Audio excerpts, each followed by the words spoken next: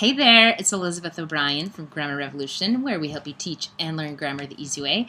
And I thought that I would do a video with my friend Luke Travers, who has been doing online teaching for many years.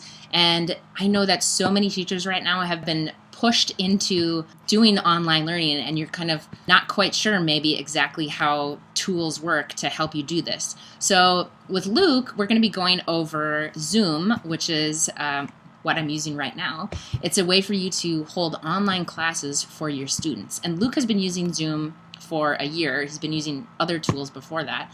But he's going to share with us today some best practices for using Zoom with your classes. So we'll go over quickly just a couple of technical things with him, and then he's going to walk us through how he would teach his students with a lesson. So I hope that this video helps you teachers out there who are struggling to figure out how to use Zoom and how to best use Zoom to engage your students now that you are doing distance learning.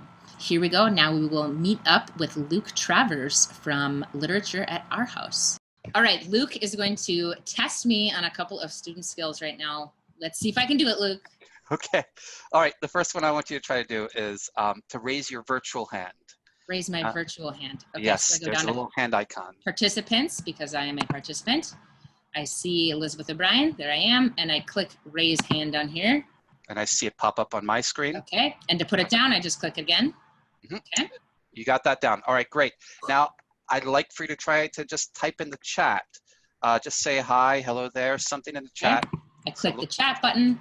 I say, hello there, Luke. There it is. All right, great. And you got that, Okay. and I see it on my end, and I'll reply with a hi with a few exclamation points. Okay, good. There you are. And then next thing, see if you can turn off your video and turn off your microphone. So mute yourself and hide yourself. Make yourself disappear. Okay, so if I want to stop my video, I go down to this stop video button. Okay. And then it just turns to my name. Aha! You don't know what I'm doing right now. I can still hear you though. I still know you're there. Okay, okay.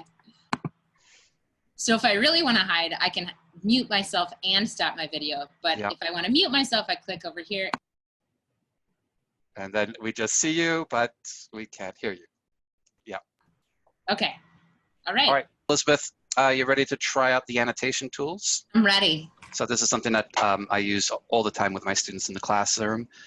So what I'm going to do is I'm going to pull up a whiteboard. I'm just going to my share function, when I can share all kinds of stuff on my screen. I'm just going to share the whiteboard, and you should see pop up on your screen just a whiteboard. And then what I like for you to do is we'll try two different things out. We'll try putting in text and then using the line drawing tool. And since you like sentence diagramming, maybe you could create a little sentence diagram. And so to do that, look for the annotate function. And okay, so I move my mouse around and something says view options, and I'm guessing I click under there. I have lots of options, and I'm gonna click annotate.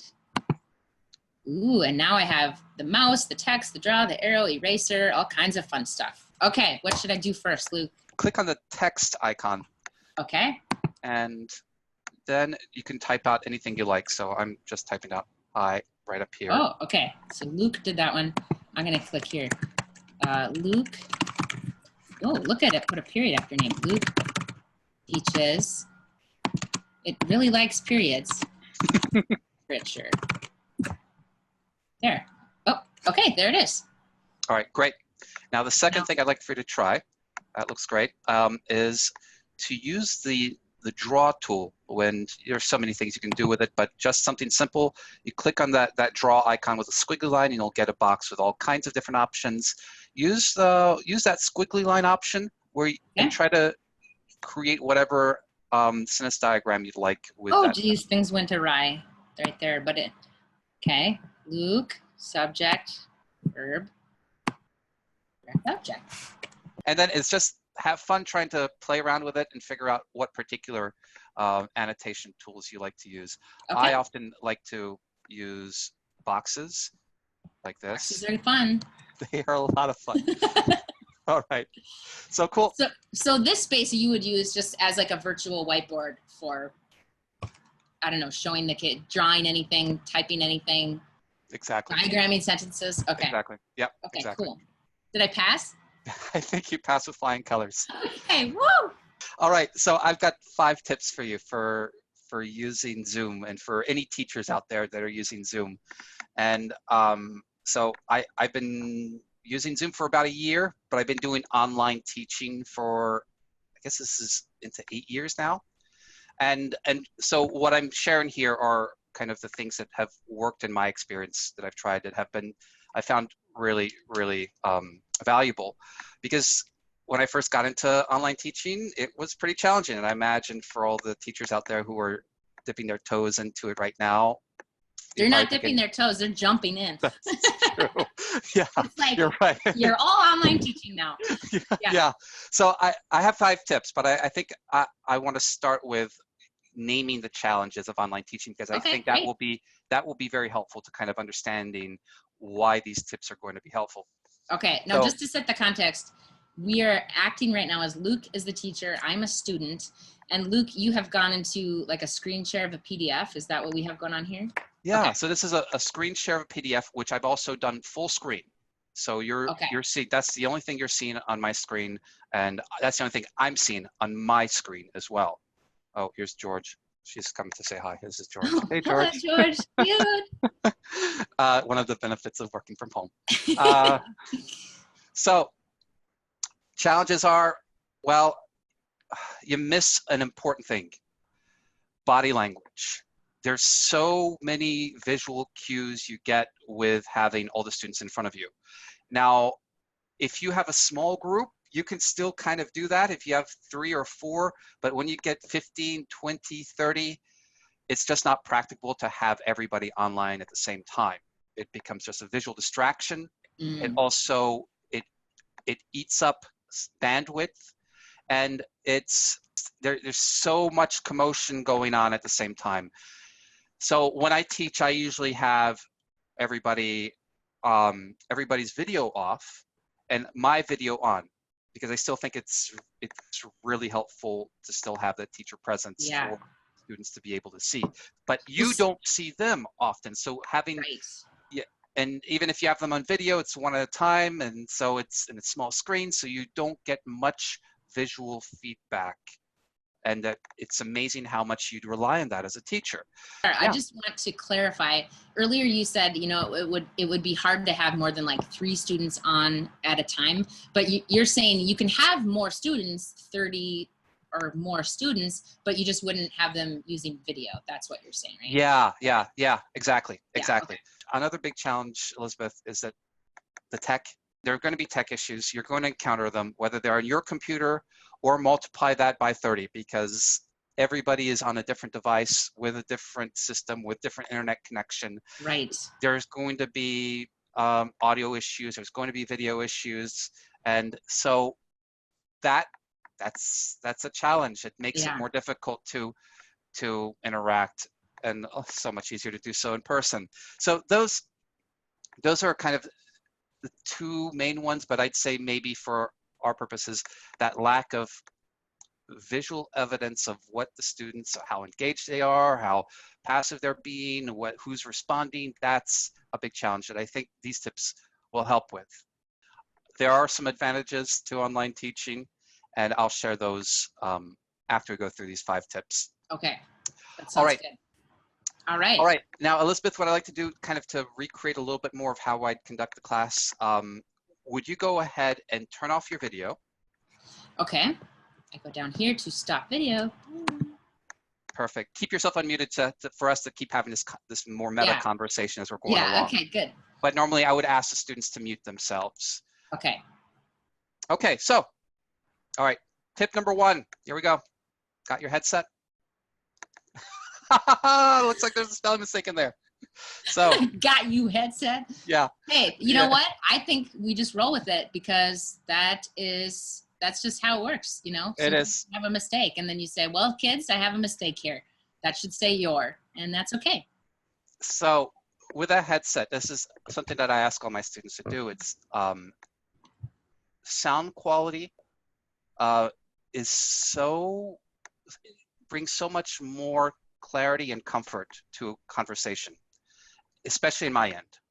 if I don't have a headset on, students notice and they say, "Oh, Mr. Travers, your voice sounds different." And then my computer mic picks up background noises like my cat George running around.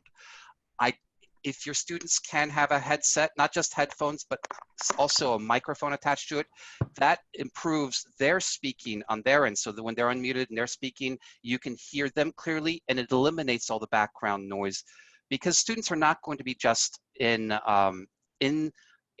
their own private office. They're going to be in the kitchen, or they're going to be with their siblings in the same table space area. They're going to be all kinds of distractions. Now, the broader point is being aware of what your student's setup is, because Elizabeth, they're going to be on laptops, they're sometimes going to be on iPads, sometimes they're going to be on the phone, in transit, in a car, someplace, going someplace. Mm-hmm. And so just having an idea of what it is that your students' own classroom, where they are, and then encouraging them to try to make it as comfortable and as involving for them as possible. And a headset, I think, is a great tool for that, along with having a quiet place and all that. I'm back because I want to ask you a question. So my face is here. Okay, so I obviously don't have this microphone doohickey that you have. I just have the earbuds. I'm sure most people just have the headset without the microphone. And so do these work okay? I mean, these help with them hearing things too, because I would imagine, I don't know how much those cost, but that would be a little bit prohibitive. Yeah, so sometimes $30, $40 is something for a headset like maybe this. Definitely, if the teacher could afford that, that would be a great investment. That would be great. And it's one really underrated thing to making it feel like you're immersed in a conversation is sound quality. And so going from not having a mic to having a mic will immediately make things feel like the person is in the room with me rather than underwater in a hurricane far away. Okay, I'm going away now again. All right, now that's a great question. So it may be prohibitive, but at least you as teacher, as much as possible, to improve the quality of being able to immerse yourself, to create that atmosphere more where students can feel like they are limiting the distractions around them. A headset is valuable. All right, tip number 2, here it is. Share your screen. Share your screen. So Elizabeth, we've talked a little bit about this before, but every time I teach, what I do is I don't want them to just see me. I want them to see what it is that we're doing in the class. I want them to have an idea of everything that is going on, whether we're doing math or science or everything, so that they see visually in front of them on their screen the questions, the activities, the outline, everything that we're doing. And there are several different kinds of documents I like to share. So one is, like right now, I've got a PDF document up so that you can kind of follow along. Oh, what was it he's talking about again? Oh, number 2, share your screen. And in fact, are you using those boxes you showed us before just on like this annotate thing? Is that how you're putting things across those?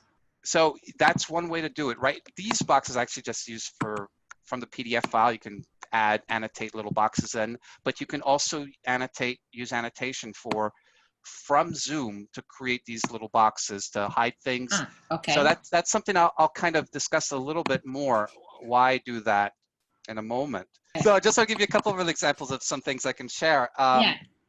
So let's see, how about this? Let me just share with you, how about, a PowerPoint recent that I did for teaching Cyrano de Bergerac. So you should be able to see, for example, right now, this PowerPoint. And I'm gonna. And what did you do? How did you do that? You just went into share, and then you're able to. Okay, cool. In the share screen, you can not only just share your screen, but you can share particular open files. So I can go to I've got this open on my laptop already, and it gives me that option. Share that particular file that's open. So this is art for Cyrano de Bergerac, which I'm currently teaching. I can immediately kind of get back to other things too. So, I can share, for example, a whiteboard. Oh, and I've got some things written on the whiteboard there. You can see a hi, and I'm going to circle that hi, and I've got a little purple box right there. Hello, purple box. There's that purple box. And whether it's a doc file or PDF file, or even something like YouTube or websites, whatever it is, you can share. But what I encourage often is to have a kind of class that's set up already. So here I'm giving you an example of a class that I teach. Oh, there's like Cyrano right there. But this is something that I've prepared beforehand in order to share with the students. Does that make sense, Cool. Elizabeth? Yeah, yep. So now what I like to go to is number. And it's neat how you go between files too. And You it's really easy. Okay. Yeah, it's really easy. I just click the share button at the bottom and it gives me all the options that I have open on my screen right now. Back to the 5 tips for teachers using Zoom right here. Are you ready for tip number 3, Elizabeth? I'm ready. I'm so ready. All right, here it is. Use check marks. You know, I haven't been doing it. I should be doing it. You should be doing it, Luke. I should be using check marks. And here's what I mean by using check marks. Whatever I'm sharing on my screen, whatever I want students to notice and direct their attention to, I want to, in as many different ways as possible, draw their attention to it. So, for example, right now we are on number 3 right here. Yeah. And that's one way, just using my little tool to create a check mark is one way of drawing your attention to that. Or these purple boxes that I've got up. It's hiding certain things and it's revealing others. So you know we've come to this point. There are also other ways of making sure that students are keeping up with you. Because as we said, one of the big challenges is that you don't have that connection. Yeah. You don't have it with them and they don't have it with you a lot of the times. And it can be the distractions around the house that are going on. It could be the tech distractions. It could be all the other opportunities that they have to take advantage of on their own laptop to do besides a class. So helping them keep engaged and giving an idea of where you are constantly is one of the things that I highly recommend. So a couple of other ways that I do that is I often ask students, okay, raise your hand when you're ready to go to this. And just to check in and make sure that they are there and ready, and I have them all raise their hands, and that's their way of letting me know, okay, I'm ready for the next thing. And you're able to see on your end the person's name and whether or not they've raised a hand. Exactly. Okay. And then when the student raises their hand, that I ask them to do it in response to that. Now there are all kinds of other little tools like a yes tool and a no tool, go slower, go faster. And if you and your students start to use those are great options. I kind of like to keep it simple on my end, and I use the hand signal. So I have a lot of transitions. So okay, are there any questions right now? If you don't have a question, raise your hand. So that lets me know to go forward. But constantly I'm checking in with them and using the hands. You want as many different ways as possible, not just through speaking, but through what you do on the screen, indicate to your students where you are. Yeah. Great. Okay. Yeah. Well, I like these boxes create some mystery too. I'm over here. You know what? I'll reveal this top box here. Door number 1. Elizabeth, you want to see what's behind this box? Oh my gosh, yes. So, there you go. That's just a kind of what we're doing here. More tiny boxes, but just a sample right here of what a screen looks like in one of my classes. So you know exactly where we are. You know exactly, the student knows where we're progressing, and at the top up here, I've got an outline of what we're doing in that class and an indication of what they can use, of what they need during that class. They need their books. They need to have their notes for something. So that's a good tip too. So you have what they need on the left side, the outline of the class on the right side, and then the structure of the class underneath. That's great. Yeah. The underlying principle is constantly show them where you are and what it is that you're asking them to do, because there's so many limitations and distractions. All right, Elizabeth, raise your hand if you're ready for tip number 4. Okay, I see your hand up. Let's do it. My cute little computer hand. Okay, I'll put it down again. Here's tip number 4. Create a feedback loop. Create a feedback loop. Here's what I mean. This is on your end because you don't get the subtle visual cues that you would from body language in a classroom. And what I ask students is to constantly keep me in the loop of what it is that they are thinking, how they're reacting. And the primary way that I ask them to do that is not by voice, but through the chat. So this is where the chat becomes significant. And Elizabeth, are you able to access your chat right now? Yep, I just opened it up there. Great, awesome. So a couple of things that I often ask students to do is if I ask a question, for example, okay, does the feedback loop make sense? Yes or no, or maybe. I want everybody to give me an answer, because if I don't get an answer, I can't assume that they have heard the question. Okay. Perfect, Elizabeth. So some things I just kind of train my students to do is just to give me indications that they're thinking about it, right, or that they don't know, but just to constantly keep me up to date that they are following along with in class. So it's like a head nod, yeah. Like a head nod. So a lot of what I ask them to do is this is something that they kind of invented on their own. It grew organically. HMMMM, just that. And they just type that in to let me know that, you know what, they're still thinking. Or IDK. Oh man, have you had to get familiar with a lot of like text speak like this? You're Googling. A little bit, yeah. Yeah, I have. Yes. And then I just constantly ask them to share whatever reactions that they're having. And I'll talk a little bit about some of this being an advantage in an online classroom. Okay, but yeah. If they share something, it's not a distracting voice that's shouting out loud in the middle of the classroom. So if they say, oh, right on, Mr. Travers, or wow, or no, that's not right, or whatever it is, that can be kind of processed as part of their reaction to what it is that you're discussing in the classroom. Or if they hear one other student saying something, I want to encourage them to have feedback or to let whatever is on their mind be known. Now, there are limitations to that, of course, because it can become overwhelming, but as much as possible, I want to let them use the chat to keep me in that feedback loop of they are there, everything's working on their end, and they're engaged and involved. What do you think, Elizabeth? Does it make sense?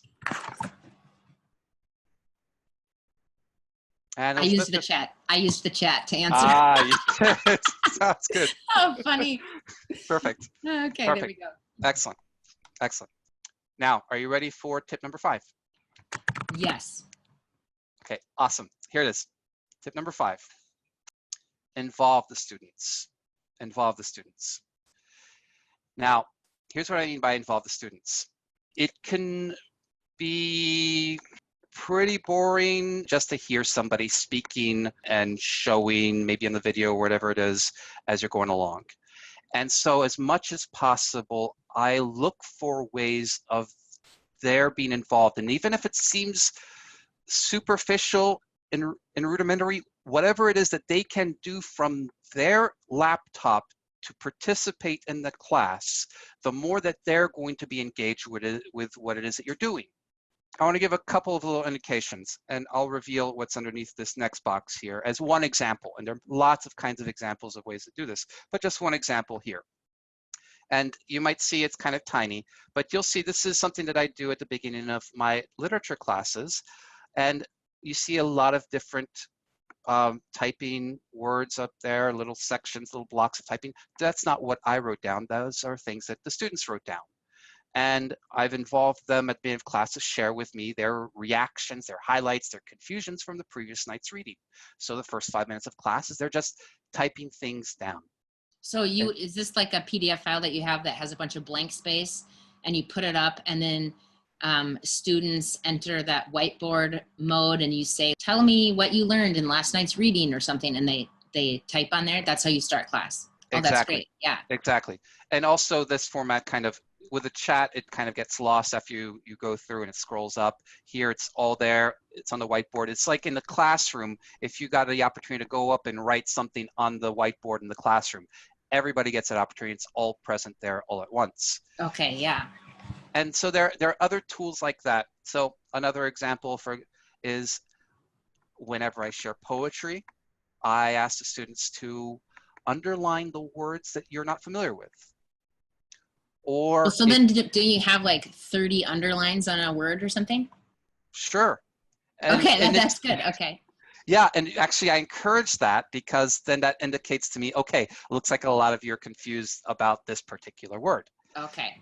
Yeah, and as you work, students will start to know, what becomes too much, what becomes too little, and they start to curate themselves what the board looks like, because whatever each student is writing on the board, drawing on the board, shows up for everybody. So are you able to tell who writes what, which student is writing what or not as the teacher? So you have an option, I believe, to do that with Zoom. I don't choose to have that option. Okay. And I'll explain that a little bit more when I talk about one of the advantages to online teaching. Okay. But that anonymity is something that I like to preserve. Oh yeah, that's interesting. I can see how that would be beneficial to certain personalities with students. A couple of other ways to involve the students. One, I like to use the chat to have them write out answers. So for example, if there's a question I'm asking that's a little bit more in depth, a little bit more complex, I ask the students, okay, take 2 minutes, write out an answer in the chat, but don't push enter yet. And then, so what I do is I give them all an opportunity to write out an answer, to get their thoughts down at whatever speed of processing that they're getting it down. And then raise your hand when you've got your answer in. And they raise their hand when they have their answer. And when I see all the hands go up, I say, okay, push enter. And all the answers come out at once. Oh, what a cool idea. I like that. And so rather than, asking a question and having maybe 1 or 2 hands go up, it's a way of involving more students in the process of answering the question, which is something a little bit different, another advantage to the online teaching thing. You can't really have everybody shout out their answer at the same time in the classroom. And there are countless other ways that you can figure out for your particular subject of how to involve the students. So those are just a few examples, but the more you can get them involved in the process, the more that they'll be on board, the more that they'll be paying attention. And even if it's something that is just tiny, your students, any age, are going to enjoy using functions that involve jotting, writing, marking. At the end of classes, often what we do is my colleague Mrs. Miner and I, we just give them a minute to squash things, to just go crazy with all the annotation devices, and then I like that. Just fun to do that. So they are in their laptop. They're not just listening and watching, but have them use that keyboard as much as possible. All right, so I hope that you see kind of these 5 tips are there as not just particular tips, but a broader strategy for involving your students and for you having what's missing in what's missing in an online classroom, which is that visual feedback. And so thinking about those things and coming up with particular strategies for having that feedback loop, or making sure that they're seeing where you are, constantly reiterating at what point in the lesson you are, and getting the hands to go up to let you know, that will make it so that everybody feels like they are on board and following along. That's great. Thank you so much, Luke. Now, I teased a little bit about some of the advantages of online teaching, and I talked a little bit about that anonymity. And you're right, Elizabeth. It allows students of various personality types to contribute. So often what I have, if I have a writing assignment, for example, they'll send me the writing assignment by email, or I recoup them in whatever format I get, and I post those, and I post them without names, and we discuss them, and then I might have the students use the underline tool to highlight the parts of the writing assignment that they especially like, or I have a particular question about them. And when they have their reactions to whatever it is that they're reading, those are anonymous so that they can share. And then if somebody wants to say, oh, I wrote that down, I've got a follow-up to it, then of course. That's great.